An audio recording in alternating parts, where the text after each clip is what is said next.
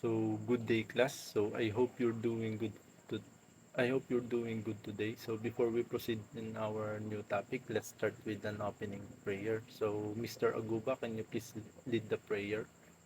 So oh, kindly stand on the next. Okay, thank you.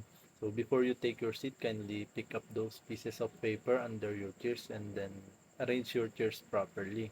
So Miss Secretary, is there any absent for today? Okay, very good for perfect attendance. So, last meeting I gave you an assignment, right? Kindly pass it forward, then I will check it later. And right now, let us have a brief review of our last meeting, of our topic last meeting. So, can someone tell me what is our topic last meeting all about? Okay, very good, Mr. Katakis. So, it seems that you still remember our last meeting discussion. So before we proceed to our new topic, let's have an activity first. So this activity is called Four Picks One Word. So I know that you are all familiar with this game. Am I right? Start with this first slide. So who wants to answer? Okay, Miss Sondoy. Okay, very good. So for the second one, who wants to answer? Miss De Pedro. Okay, very good. So the third one, who wants to answer? Mr. Kulyat. Okay, very good also. So those words have something to do with our discussion for today because our topic for today is all about the fishing gears and methods. So but before we proceed to our discussion, so kindly read first the objective. Okay, thank you. So I hope this objective will be attained at the end of our discussion. So to help you to understand our topic, so we must know what is fishing gears and methods all about. So fishing methods are the techniques used to catch fish, like handling or trolling.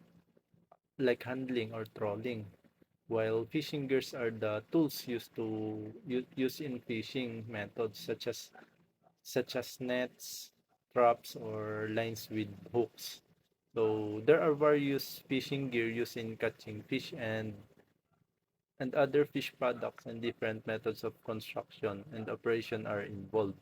So some fishermen and their relatives practice the different types of constructing a gear to augment family income.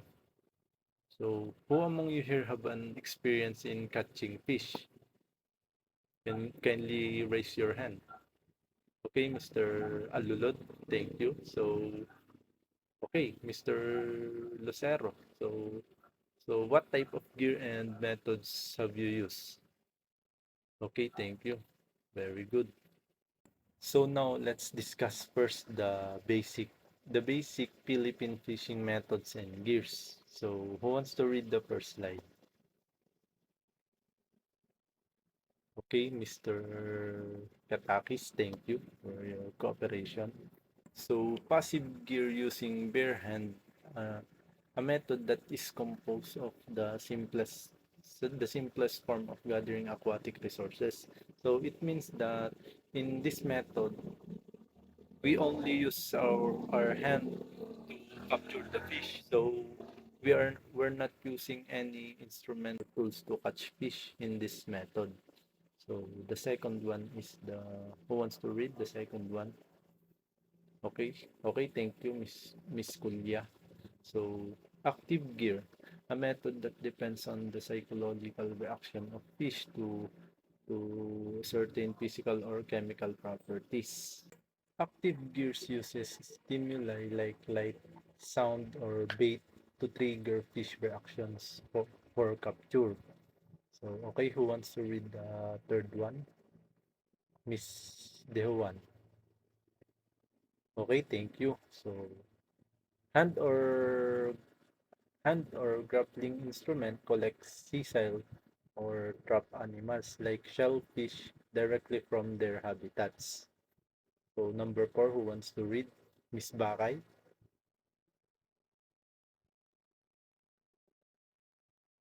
Okay, thank you. So wounding gear like spears, arrow, fishing rifles, and harpoons are used to capture fish by im- by impaling or injuring them.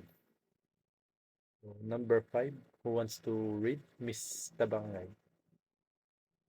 Okay, thank you. So barriers and traps, including barricades, fish shelters, fish corrals, and fish spots are structures designed to guide, contain, or concentrate fish, making them is making them easier to catch for fishermen. So next, number 6, who wants to read? Okay, Mr. Lumapas. Thank you, Mr. Lumapas. Fishing with lines involves using various setups such as simple hand lines, drop lines, multiple hand lines, trawl lines, pole end lines, and jigging to catch fish efficiently. So next one, number 7. Okay, Miss Dudas, kindly read. Okay, thank you. So fishing with lines involves using various setups such as simple hand lines, drop lines, multiple hand lines, trawl lines, pole lines, and jigging to catch fish efficiently. So for number 8, Miss Arbo, kindly read. Okay, thank you. So polling gear like cover pots and cover nets are passive fishing methods that rely on fish seeking shelter. So once fish enter, the gear closes, trapping them for capture by fishermen. So for number 9, Mr. Medina, kindly read. Okay, thank you. So pounding nets like filter nets, hook nets, pike nets, and pound nets are stationary fish fishing gear designed to trap fish by guiding them into an enclosed area, facilitating efficient capture. So, for number 10, Mr. Kadubla, kindly read. Okay, thank you. So, scooping nets such as deep nets, crab leaf nets, bug nets, luff nets, and lever nets are handheld or stationary tools used to scoop fish directly from the water for capture. So for number 11, Mr. De Los Reyes, can you please read? Okay, thank you. So drive-in gear such as drive-in nets and murami involves herding fish into a confined area through the use of nets or enclosures, making them easier to catch in large quantities. So for number 12, okay, Mr. Madriaga, kindly read. Okay, thank you. So drag gear including dredges, bottom trawls, and midwater trawls involve dragging nets or equipment along the ocean floor or through the water column to capture this or other marine organisms. So for number 13, Miss Conception, can can you please read the next slide? Okay, thank you. So seine nets such as beach seine, fish coral seine, and reef seine are large nets with floats on the top and weights on the bottom used to encircle and capture fish. For 14, Mr. Bernabe, kindly please read the slide. Okay, thank you. So, surrounding nets like round hole scenes, scoop nets, ring nets, and stop scenes encircle fish, allowing for efficient capture within the netted area. For number 15, for the last one, Mr. Sevilla, kindly read. Okay, thank you. So, gill nets including set hill nets, encircling hill nets, Drift fill nets and trim nets capture fish by entangling them in mesh stretched between floats and weights. I have here a different tools and materials needed for making a fishing gear. So for your activity for today, you're going to make the fishing gear. For you to be guided, kindly read the direction. Okay, is that clear, class?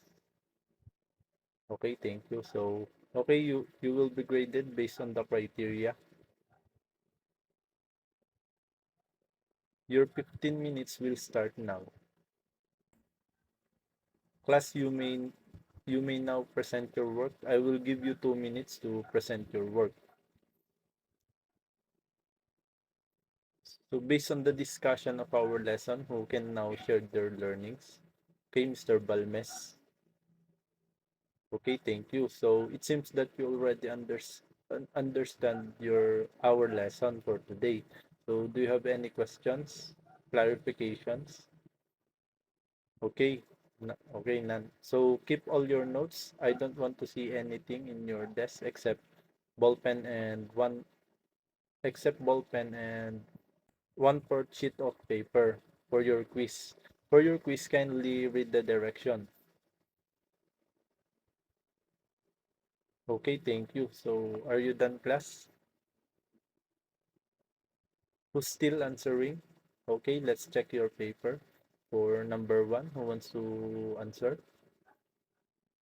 Number two, number three, number four, number five, six, seven, eight. Okay, who got perfect score? Okay, very good. So, pass your papers forward. So, for your assignment, kindly get your notebook, then copy your assignment. Okay, class, stand. Please stand. Goodbye, class.